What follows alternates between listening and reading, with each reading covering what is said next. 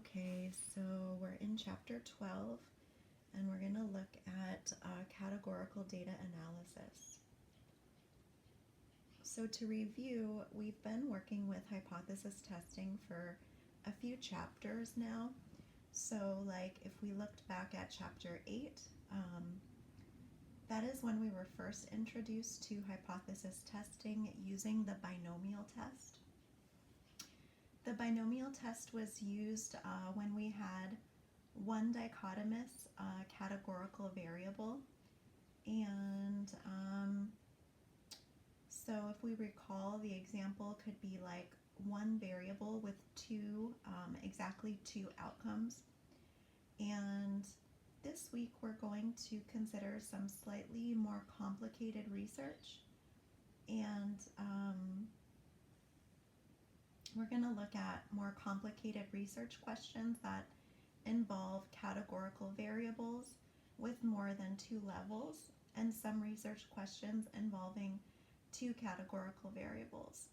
So that these types of research questions can be addressed using chi-squared tests. And the term categorical data is just another name for nominal scale data. It's nothing that we haven't already talked about. It's just that in the context of data analysis, people tend to use the terms categorical data rather than nominal scale data. So in any case, categorical data analysis refers to a collection of tools that you can use when your data are nominal scale. However, there are a lot of different tools that can be used for categorical data analysis. And in this chapter, we're just going to cover two of the more common ways to use categorical data analysis. So we're going to look at something called a chi-squared goodness of fit test. And this is used when we have one categorical variable with more than two levels. Then we're going to look at the chi-squared test of independence later on, and that is something that can be used to test for a relationship between two or more categorical variables.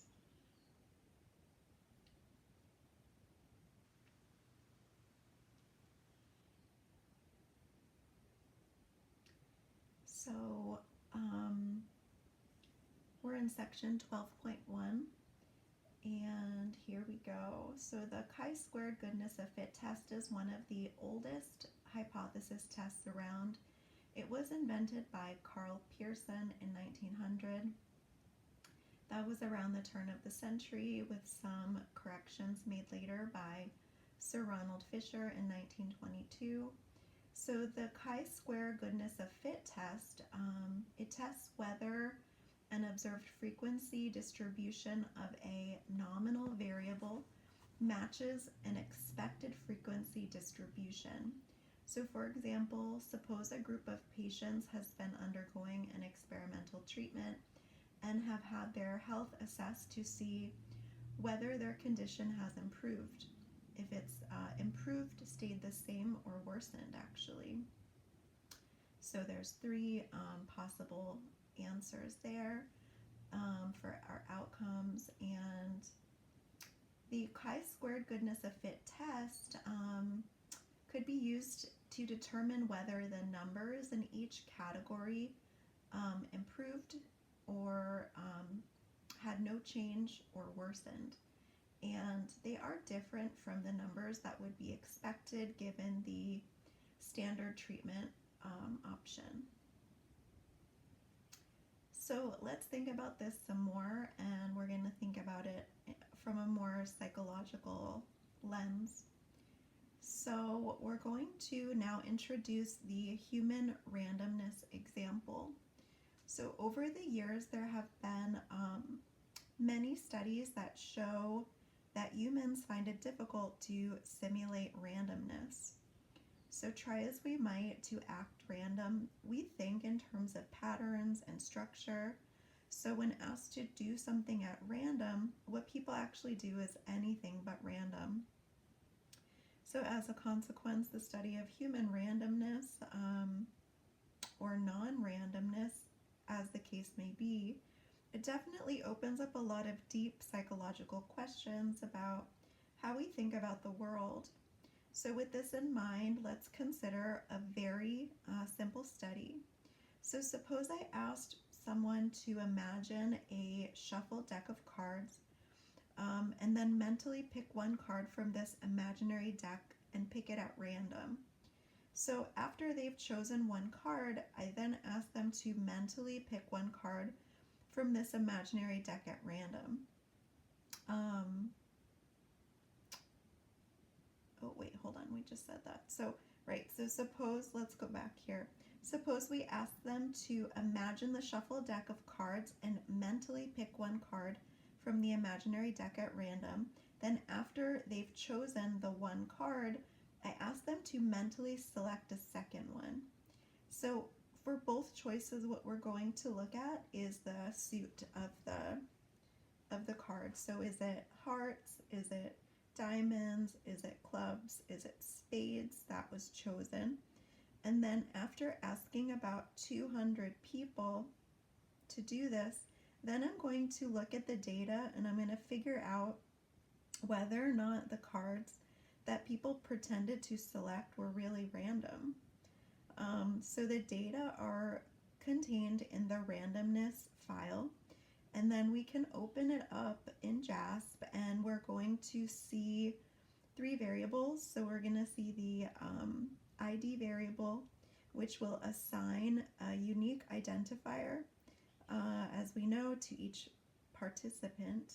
Then we're going to see two variables, choice 1 and choice 2, that indicate the card suits that people chose for their first and second card choices, respectively. So for the moment, we're just going to focus on the first choice that people made. And we're going to start by making the frequency table to see how many people selected a card of each suit. So as we remember, this is going to be found in descriptive statistics. So let's see.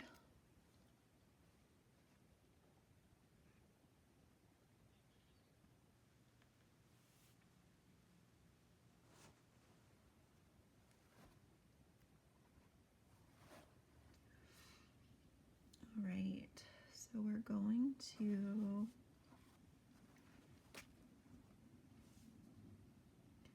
I think I already added it to the downloads, but we'll double check.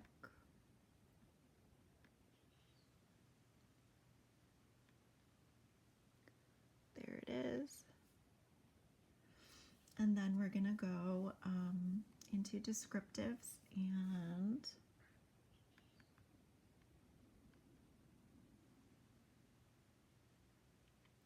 we're going to move choice 1 into our variables box. And then we're going to go and look under tables at the bottom.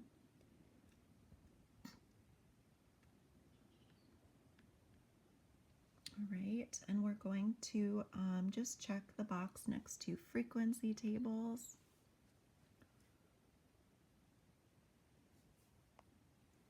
There we go. And so as we can see, we have our table, and it's saying that there's 35 frequency of clubs, and we have a percentage 17.5, and there's a valid percent and a cumulative percent.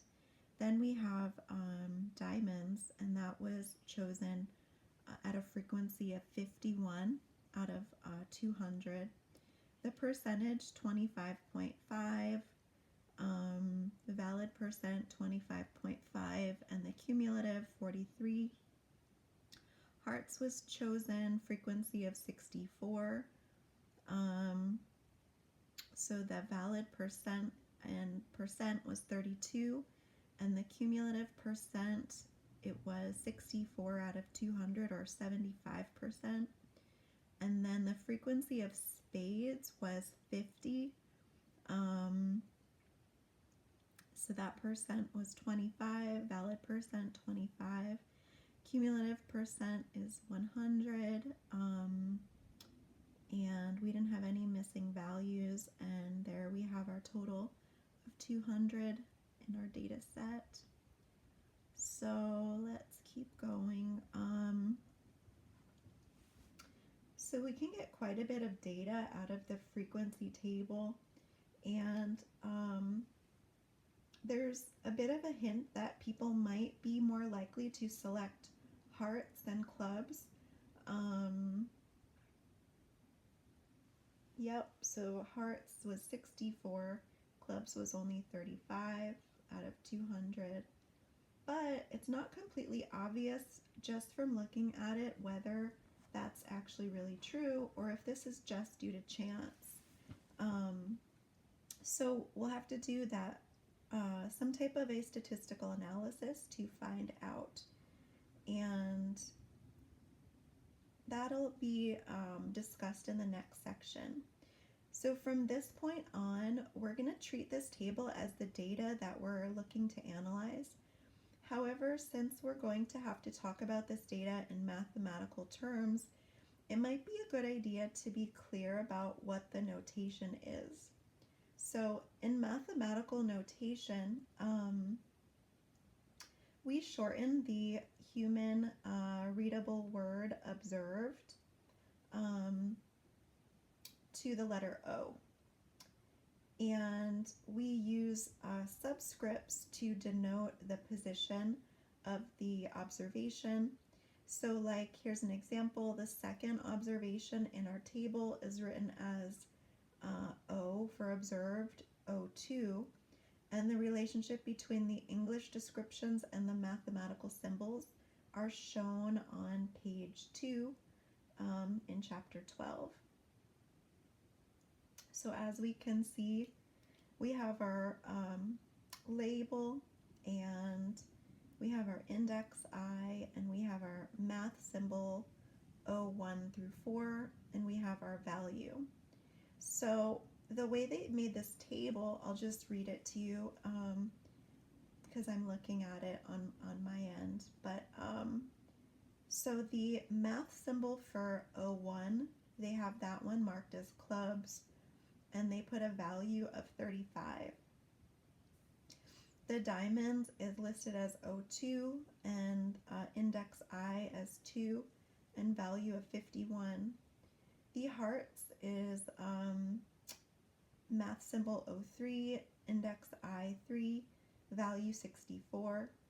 Spades is math symbol O4, index I is 4, value is 50. So again, hopefully that's pretty clear. It's also worth noting that mathematicians, they do prefer to talk about general rather than specific things. So you'll see that the OI, which refers to the number of observations that fall within the ith category, where I could be 1, 2, 3, 4. Finally, if we want to refer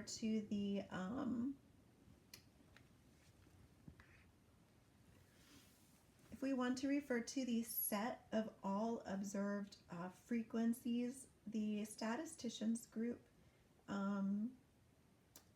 all observed values into a vector. And that would be denoted as bold O.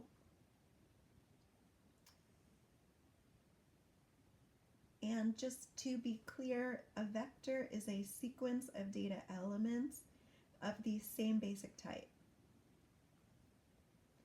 So we have our equation on the top of page 3, which is boldface O equals, and then in parenthesis we would do O1, comma, O2, comma, O3, comma, O4, and then close parentheses. So again, this is nothing new or interesting, it's just a notation for mathematics purposes. And so if we say boldface O for our frequency table, it would be O equals 35, 51, 64, 50. And again, that all just goes frequency 1 through 4 as we see in our table. So again, all we're doing here is describing the table of our observed frequencies, and we're referring to it using the mathematical notation. So now we're on page 3, we're in 12.1.2. So we're going to look at hypothesis statements.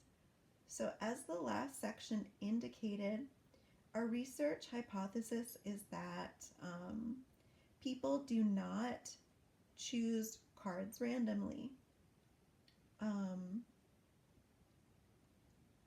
What we're going to want to do now is translate this into some statistical hypotheses and then construct a statistical test of those hypotheses. So the test that I'm going to describe is the Pearson's chi-squared goodness of fit test. So, okay, and as is so often the case, we have to begin by carefully constructing the null hypothesis. So in this case, it's pretty easy. So H0 is that all 4 suits are chosen with equal probability. All right, so now because we're in statistics, we have to be able to say the same thing in a mathematical way. To do this, let's use the notation P subscript little j. And this will refer to the probability that the ith suit is chosen. So if the null hypothesis is true, then each of the 4 suits has a 25% chance of being selected. In other words, our null hypothesis claims that P1 equals 0.25, P2 equals 0.25, P3 equals 0.25, and P4 equals 0.25. However, in the same way that we can group our observed frequencies into the vector bold O, that would summarize the entire data set, we can use a capital P with a bold face to refer to the probabilities that correspond to our null hypothesis. So if I let the vector boldface P equals P1, P2, P3, P4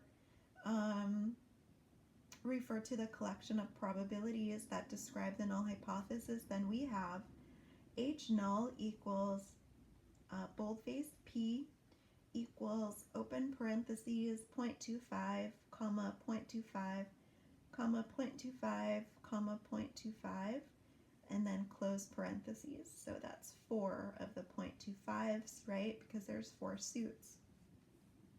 So in this particular instance, our null hypothesis corresponds to a vector of probabilities, and that's being denoted as the boldface capital P, in which all of the probabilities are equal to one another.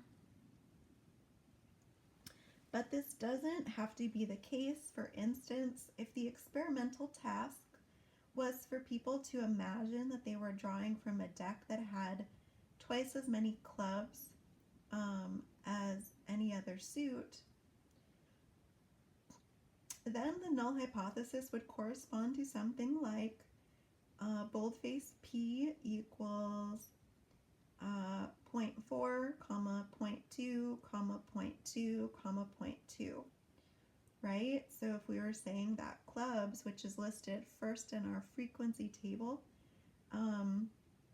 corresponds to twice as many, so that would break it up, right, to be double of the other 3.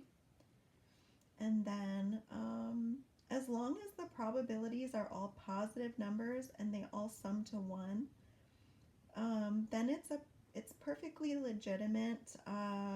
It's a perfectly legitimate choice for the null hypothesis. However, the most common use of the goodness of fit test is to test a null hypothesis that all of the categories are equally likely, so we're going to stick to that for our example. So how about our alternative hypothesis, or H1? So all we're really interested in is demonstrating that the probabilities involved aren't all identical. That is, that people's choices weren't completely random. So as a consequence, the human-friendly versions of our hypothesis looks like this. So that H subscript 0, or H0, is that all 4 suits are chosen with equal probability, okay? And then the alternative hypothesis, H sub 1, at least one of the suit choices probability is not 0.25. And then, so that can be written as H subscript O. So the null hypothesis is boldface P equals 0.25, 0.25, 0.25, 0.25 in parentheses. And the H1, the alternative hypothesis, in mathematics notation is big P boldface does not equal 0.25, 0.25, 0.25, 0.25 in parentheses. So we're in section 12.1.3. We're looking at the goodness of fit test statistic. So at this point, we have our observed frequencies and we have our collection of probabilities corresponding to the null hypothesis that we want to test. So what we now want to do is construct a test of the null hypothesis. So as always, if we want to test H0 against H1, we're going to need a test statistic. The basic trick that a goodness of fit test uses is to construct a test statistic that measures how close the data are to the null hypothesis. If the data don't resemble what you'd expect to see if the null hypothesis were true, then it probably is not true. So, okay, if the null hypothesis were true, what would we expect to see? Or, to use the correct terminology, what are the expected frequencies? So, we have n, big N equals 200 observations, and if the null is true, the probability of any one of them choosing a heart is P subscript 3. Okay, so 0.25, right, because hearts is third in our frequency table. So we would be expecting 200 times 0.25, or 50 hearts, right? Or more specifically, if we let big E subscript I refer to the number of category I responses that we're expecting if the null is true, then E subscript I equals N times P subscript I. We're going to move to page 4. So this is pretty easy to calculate, obviously.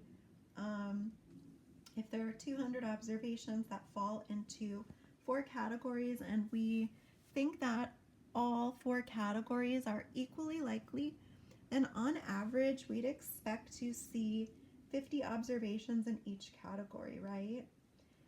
So how do we translate this into a test statistic? So clearly what we want to do is compare the expected number of observations in each category. Okay, so E subscript I. And we want to compare this expected number of observations in each category, E subscript I, with the actual observed number of observations in that category, which is O subscript I. So on the basis of this comparison, we ought to be able to come up with a good test statistic. So to start with, let's calculate the difference between what the null hypothesis expected us to find and what we actually did find. So that is, we calculate the observed minus the expected difference score. So that is O subscript I minus E subscript I. So we're again on page 4, and we can see our table of expected frequency E subscript I would be 50 of each, right, equally distributed. The observed frequencies are what we have in our frequency table, so O subscript I, and then the difference score is O subscript I, the observed, minus the expected. So O subscript I minus E subscript I. So the difference scores would be like 50 minus 35, which is negative 15.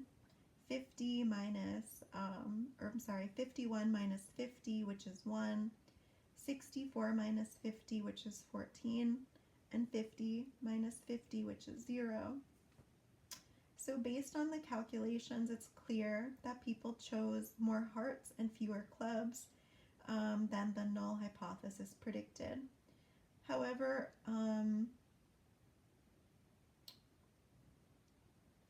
let's see. If we just give it a moment's thought, that would suggest that these raw differences aren't quite what we're looking for.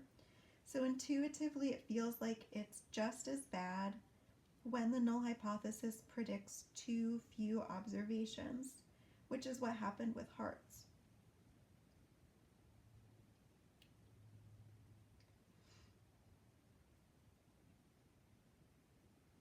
Right? So again, intuitively, it feels like it's just as bad when the null hypothesis predicts too few observations, which is what happened with hearts, as it is when it predicts too many, which is what happened with clubs.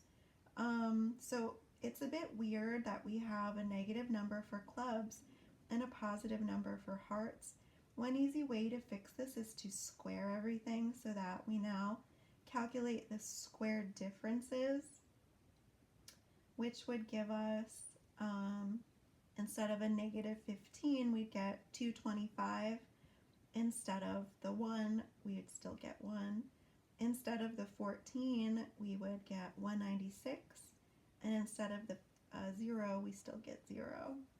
All right, we're making progress. So what we've got now is a collection of numbers that are big whenever the null hypothesis makes the bad prediction. But they are small whenever it makes a good one. So next, for some technical reasons, we're going to also divide all these numbers by the expected E subscript I, so that we're actually calculating scaled square difference. So we have an equation, E subscript I minus O subscript I, square that numerator, and the denominator is E subscript I. So since E subscript I equals 50, for all categories in our example, it's not a very interesting calculation, but we're still going to do it. So we have our calculation of across the board. It goes 4.50, 0.02, 3.92, and 0.00. So in effect, what we've got here are 4 different error scores. Each one is telling us how big of a mistake that the null hypothesis made when we tried to use it to predict our observed frequencies. In order to convert this into a useful test statistic, one thing we could do is just add these numbers up, and that result is called the goodness of fit statistic, conventionally referred to either as chi-square, right, or GOF, goodness of fit. So we can calculate this then as the 4.50 plus 0.02 plus 3.92 plus 0.00. that would give us 8.44. So if we let little k refer to the total number of categories, we would get k equals 4 for our cards, for our data. And then the chi-squared statistic is this really complicated equation at the bottom of page 4. So we have our sum with the k on top and the I equals 1 on the bottom. And then we have our numerator, OI minus EI, and square that divided by E subscript I. So intuitively, it's pretty clear that chi-squared is going to be small. And then the observed data OI are very close to what the null hypothesis predicted, EI. So we're going to need a large chi-squared statistic in order to reject the null. So as we've chosen from our calculations in our cards data set, we've got a value of x squared, which is chi-squared, equals 8.44. So now the question becomes, is this a big enough value to reject the null hypothesis? Moving to page 5, section 12.1.4. So let's see.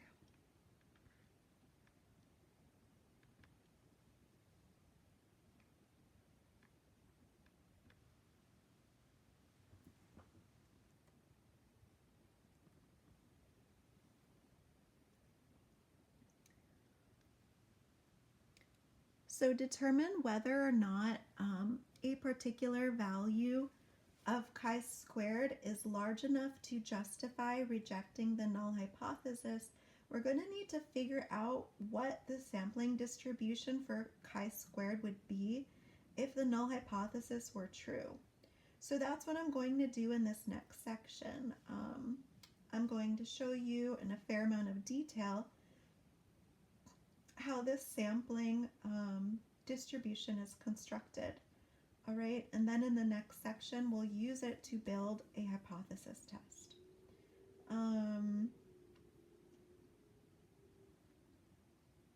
If you want to cut to the chase and are willing to take it on faith that the sampling distribution is a chi-square distribution with k minus 1 degrees of freedom, then you can just skip this section. However, if you want to understand the why, okay, behind the goodness of fit test and why it works the way it does, then continue to read section 12.1.4 on page 5. So we're going to keep reading this section. So let's suppose that the null hypothesis is actually true. If so, then the true probability that an observation falls in the ith category is big P subscript little I. So after all, that's pretty much the definition of the null hypothesis. So let's think about what this actually means. This is kind of like saying that nature makes the decision about whether or not the observation ends up in category little I by flipping a weighted coin, right? So one where the probability of getting ahead on your coin is big P subscript little j. Therefore, we can think of our observed frequency, big O subscript little I, by imagining that nature flipped big N of these coins, okay, one for each observation in the data set. And then exactly big O subscript I of them came up heads. So obviously this is a pretty weird way to think about the experiment, but what it does, this author hopes, is remind you that they've actually seen this scenario before.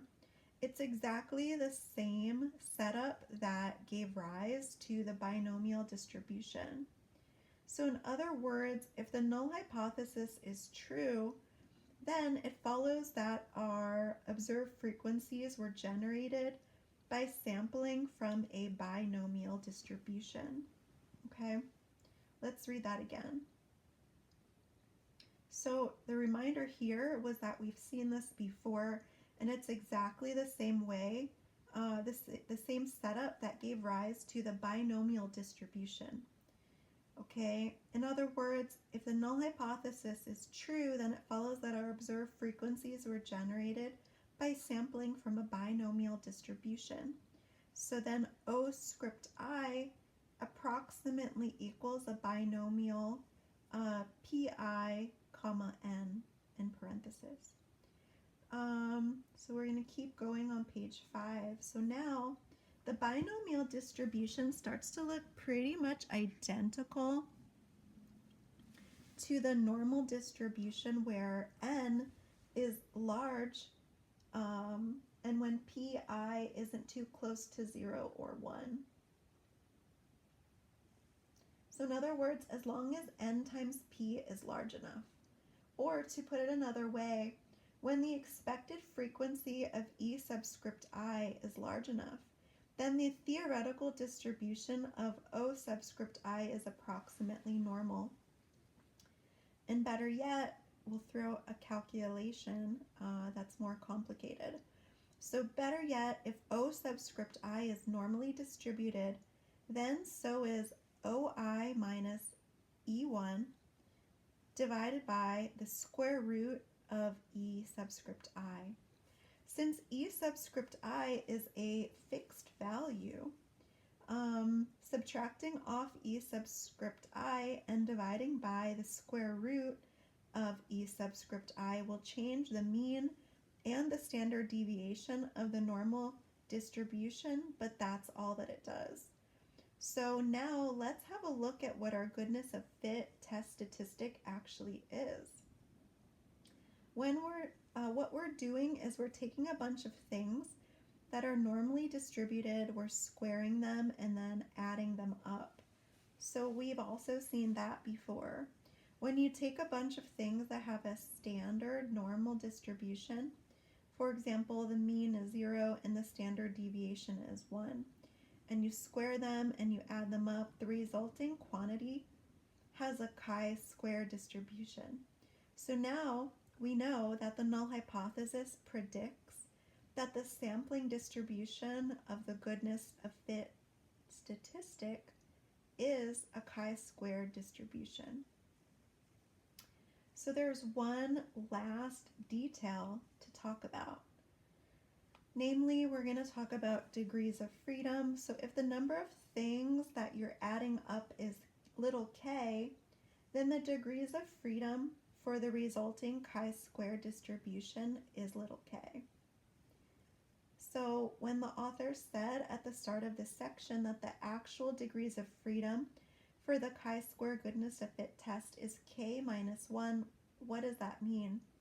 The answer here is that what we're supposed to be looking at is the number of genuinely independent things that are getting added together. So as we'll go on to talk about in the next section, even though there are little k things that we're adding up, only k minus 1 of them are truly independent. So the degrees of freedom is just k minus 1. All right, so we're moving to section 12.1.5.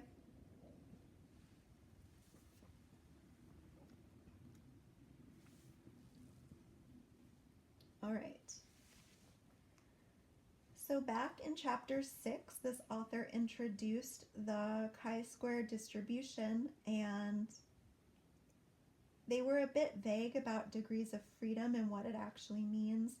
So obviously it matters, and we're going to see in figure 12.2 that you can see if we change the degrees of freedom from, then the chi-square distribution changes shape quite substantially. So to say that again, we're going to go look at figure 12.2 and notice that if we change the degrees of freedom, then the chi-square distribution changes shape substantially. So what exactly is it? Again, what was introduced in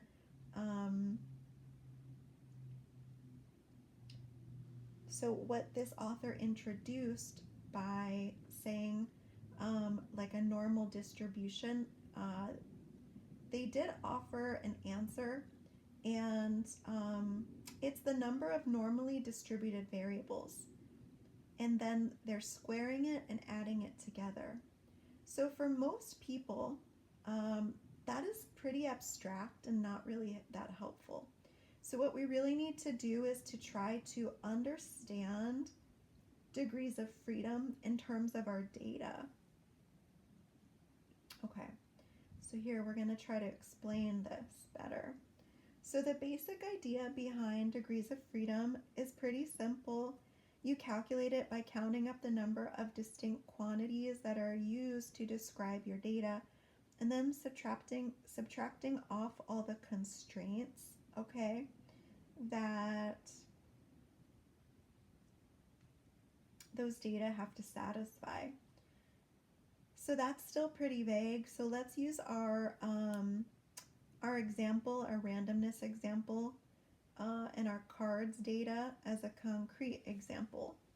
So we describe our data using the 4 numbers, the 4 observations, right?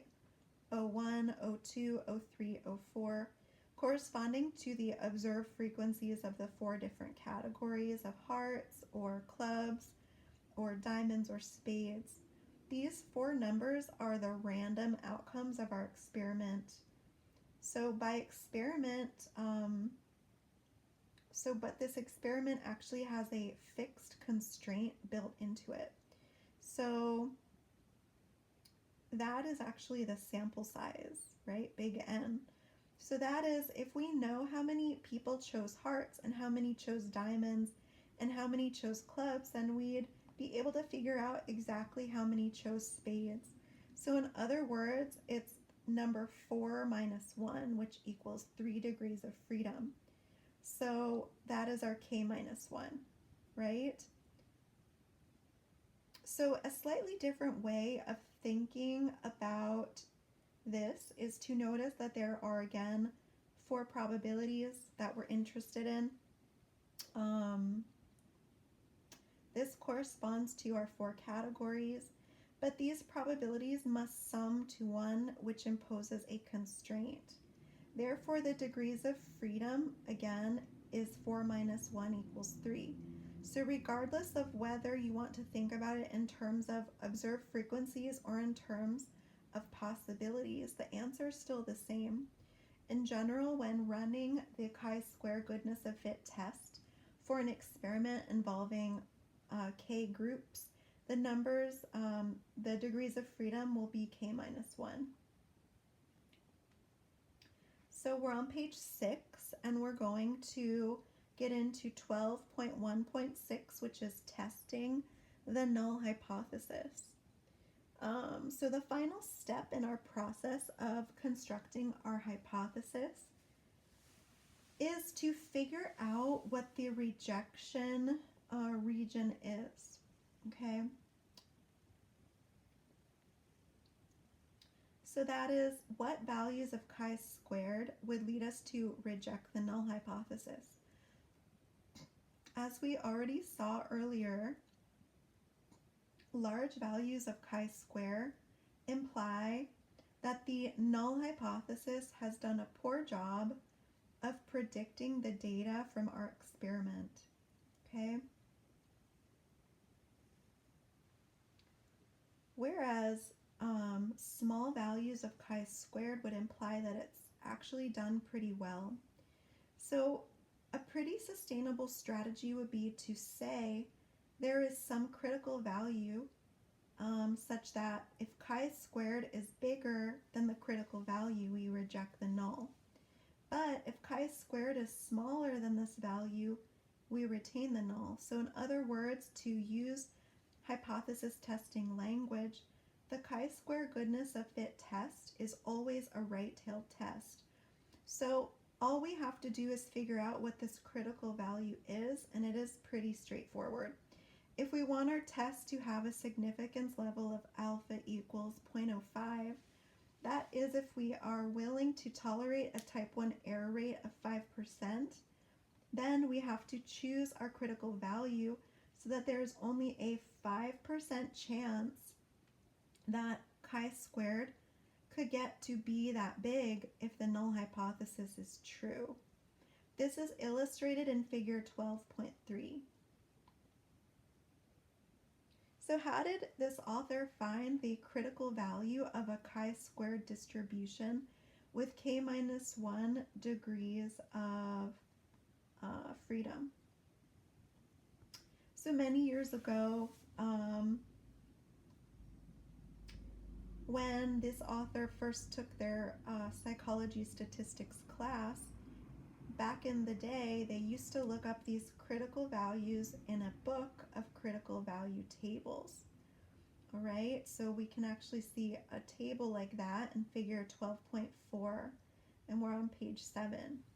Looking at this figure, we can see that the critical value for the chi-squared distribution with 3 degrees of freedom and a p equals 0.05 is 7.815.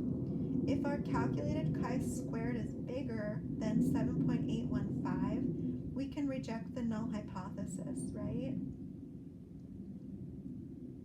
And remember that the null hypothesis is that all 4 suits are chosen with equal probability. Since we actually already calculated this before, we know our chi-squared is 8.44. So we can reject our null hypothesis, and that's basically it. That's the Pearson's chi-squared test for goodness of fit. And here's our probability table, which goes from degrees of freedom 1 through 10. Then we show what's non-significant and what's significant. So again, let's move to page, bottom of page 7, and we're going to get into section 12.1.7, and we're going to actually do this, we're going to construct our test. So here we go, conducting a chi-squared GOF, goodness of fit test in JASP. So not surprisingly, JASP provides an analysis to do these calculations and to see how we could conduct this test that we just did by hand using the randomness data file. Here we go. So again, we do our initial hypothesis test.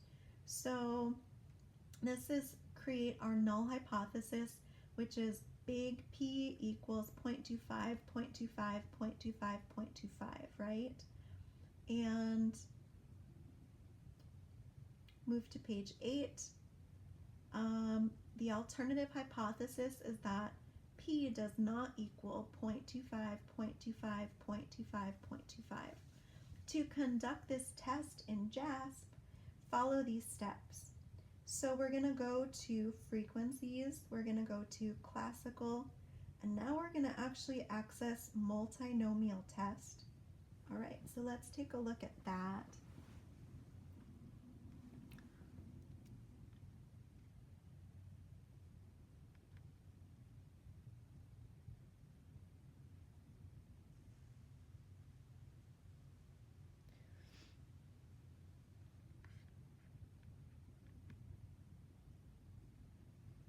So frequencies, classical, and multinomial.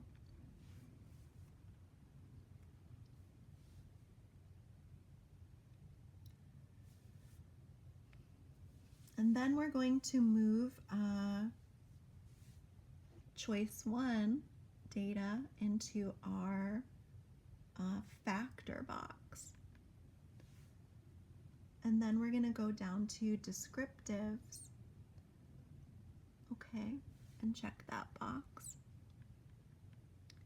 It's under additional statistics.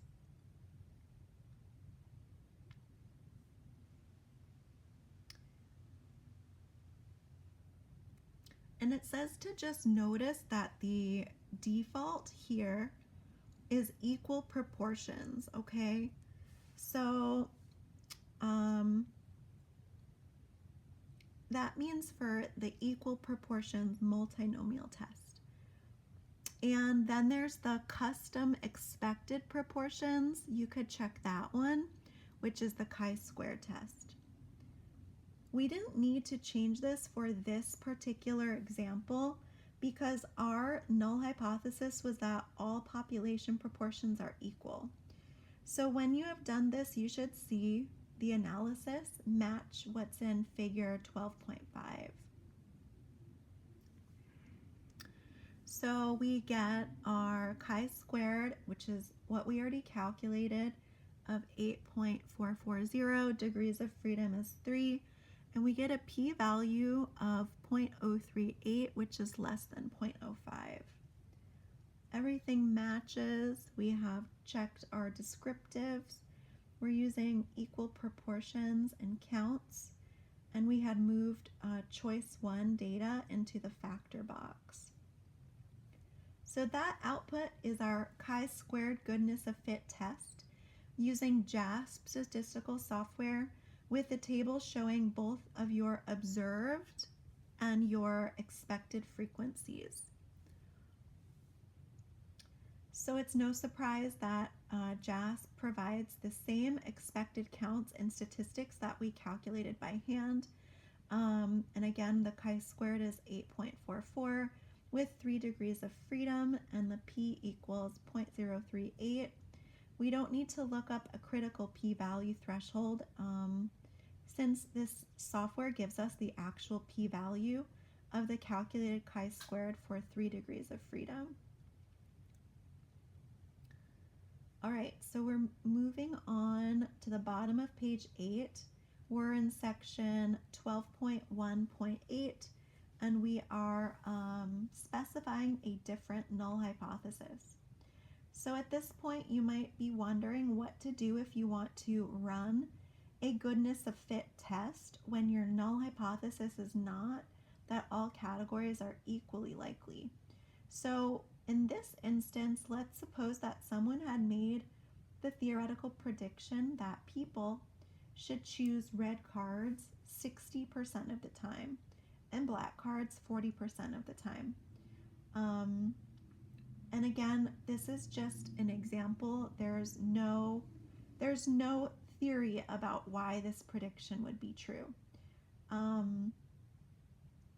So if this were the case, and the null hypothesis would be expected, the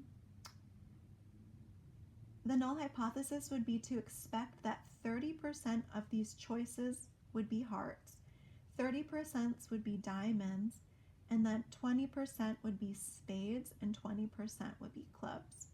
So in other words, we would expect hearts and diamonds to each appear 60 times, right? 30% of 200 is 60, and spades and clubs to appear 40 times, which is 20% of 200 is 40.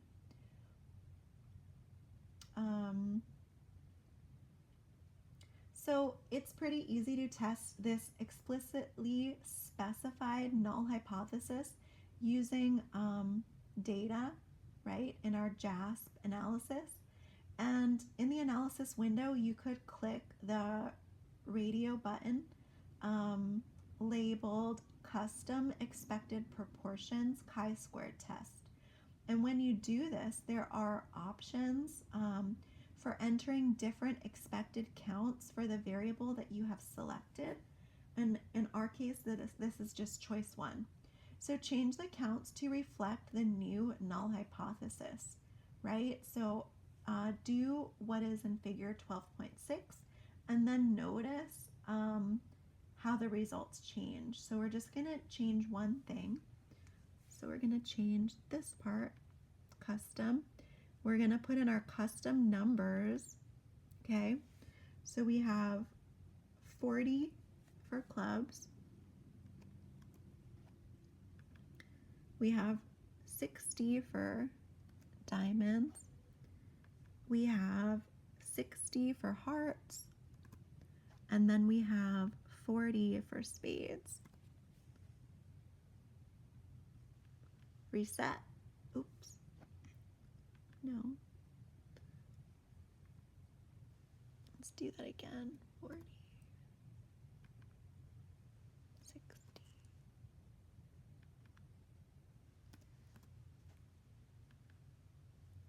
40. Whoa, look at that. It's different. So we're on page 9. And so we have our 40, 60, 60, and 40. All right. And as we can see, now our chi-square value is different. Okay. So now we get 4.742 and the p-value of 0.192. All right. So as is shown, everything is matching. The expected counts are now 40, 60, 60, and 40. The chi-squared statistic is now 4.742, 3 degrees of freedom, p equals 0.192. So now the results of our updated hypotheses and the expected frequencies are different from what they were last time.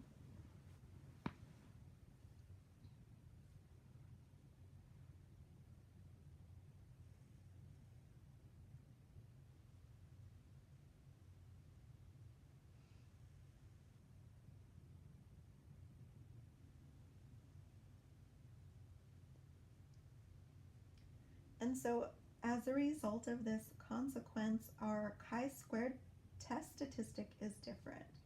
Our p-value is different, and the p-value is 0.192, which we've already noticed. So in this instance, we cannot reject the null hypothesis, and sadly, despite the fact that the null hypothesis corresponds to a silly theory, these data don't provide enough evidence against it. So how would you report this in APA style? So now that we are aware of how the test works and we know how to do the test using the JASP computing box, the next thing that we need to know is how to write up our results. After all, there's no point in designing and running an experiment and then analyzing the data if we are not going to report it. So let's now talk about what we need to do when we're reporting the analysis. So let's stick with our cards and suits example. So if we wanted to write up results for a paper, the conventional way to report would be, of the 200 participants in the experiment, 64 selected hearts for their first choice, 51 selected diamonds, 50 selected spades, and 35 selected clubs. A chi-square goodness of fit test was conducted to test whether the choice probabilities were identical for all 4 suits. The results were statistically significant. Chi-squared 3 in parenthesis equals 8.44, comma, p equals 0.038, suggesting that people did not select suits purely at random. This is pretty straightforward, and hopefully it seems like something we've done before. And that being said, there are a few things that we need to note about this description. We're moving to page 10.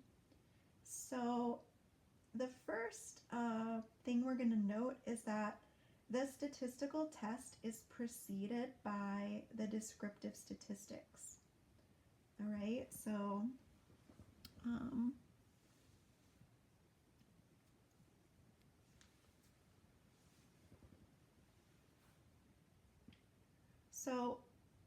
this is where the author told something about what the data looked like before going on to do the test. All right. So again, this test is preceded by doing the descriptive statistics function. And in general, that is good practice. Remember that your reader, your audience, will not know your data anywhere near as well as you might. So unless you describe it to the audience properly, the statistical test, it won't make any sense to them, and then, right, it won't yield any practical significance. So the test, the description tells you what the null hypothesis being tested is. And writers don't always do this, but it's a good idea in those situations where there is some ambiguity or when you can't rely on your readership to be intimately familiar with the statistical tools that you've used. Quite often the reader might not know or remember all the details of the test that you're using, okay? So it's a bit of politeness to remind them. As far as the goodness of fit test goes, you can usually rely on a scientific audience knowing how it works, okay? And the reason for that is because it is covered in most introductory statistics classes. However, it's still a good idea to be very explicit in how you state the null hypothesis and to do it briefly, because the null hypothesis can be different depending on what you're using this test for. Here's another example. In the cards example, the null hypothesis was that all four suits probabilities were identical, and right, there's nothing special about that. And the author could have just as easily done a test where they said that P1 is 0.7, but P2, P3, and P4 are 0.1 using a goodness of fit test. So it is helpful for your readers if you explain to them what your null hypothesis actually was. Also notice that this author described the null hypothesis in words and not in statistical notation, and that's totally okay. You can describe it either way. Most readers do find the words easier to read than symbols, because symbols might vary amongst mathematicians and statisticians, and then they might get confused. All right, so there's another bullet here. We're on page 10, that a stat block is included. So when reporting, let me go back here.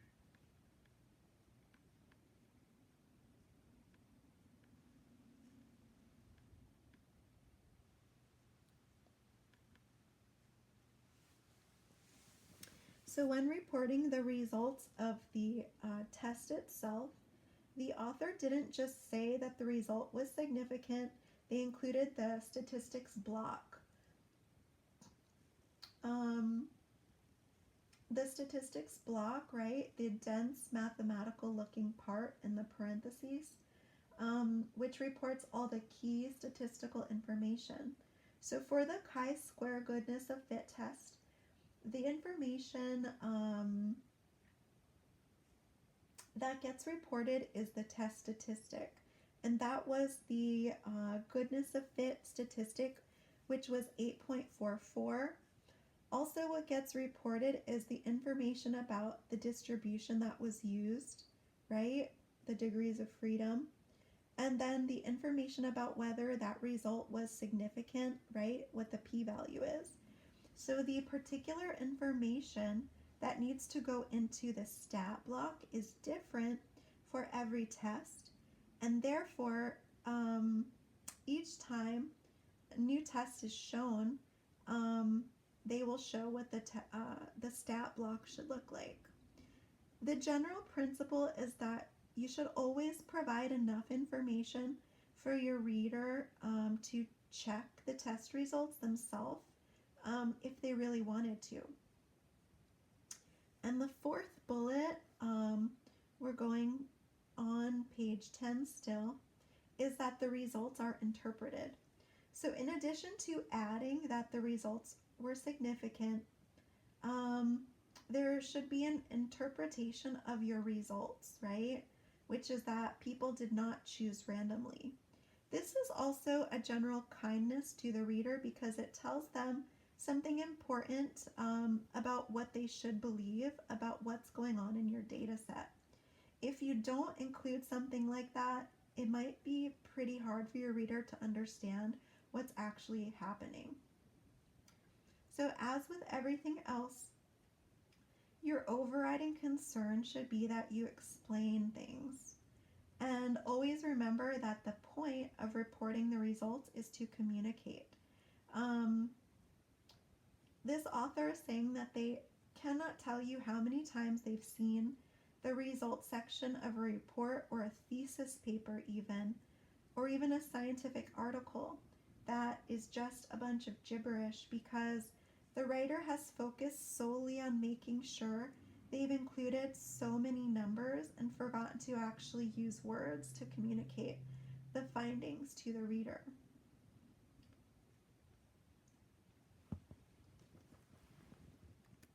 All right, so next we're going to get into section 12.2, which is on page 11, and this will be the chi-squared test of independence, or it could be called the chi-squared test of association.